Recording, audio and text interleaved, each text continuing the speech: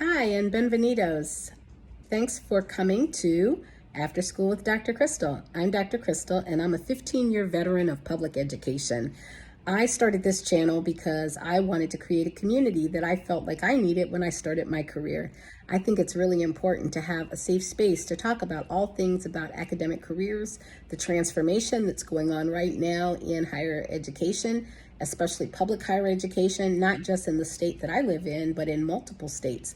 There are so many changes going on. And this is a place where I see on social media streets that there's so much going on, so many people that are purported experts, and not as many experts as we are talking to and listening to actually have experience in the field. So I think this is a great space to have interviews with other professionals, talk about other aspects of higher education and how they're all interwoven to create success, to meet the challenges of students that are going to be the next generation of students.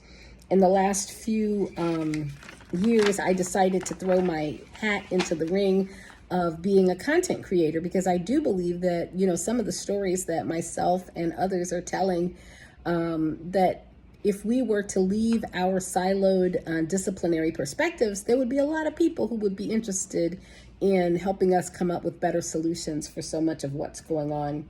One of my current challenges getting ready for the upcoming academic year, it's only 8 weeks before school starts at my institution, is juggling the new online teaching space. I've actually been teaching online for more than 10 years, but the pandemic put a completely new spin on online teaching. But in addition to that, I have a research agenda where I'm interviewing students on Zoom, so even more screen time.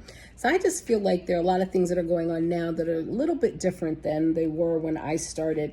And so many other people are going through that. So how do you stay productive? How do you stay motivated when you're going through that? Service obligations and committee work and search committees and things of that nature are also still going on.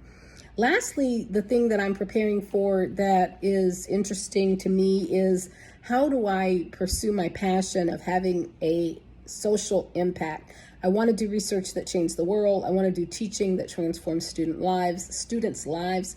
And I think social impact is another area that's really not discussed enough when we think about higher education, academic writing, and academic research. How does what we do matter in the next generation? What is the legacy we as educators are creating in our country?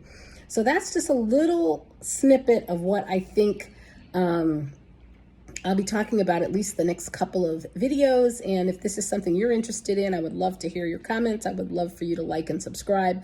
Share this with other people you know who've had kind of water cooler conversations. This is going to be the place for us to engage on this topic. And I'm going to end with sort of one of my favorite career tips is that if you don't drive your career in the academy will drive it for you. So the real way to have impact is to make sure that you yourself are satisfied with what's going on. And in order for you to be satisfied with what's going on, you got to have a plan.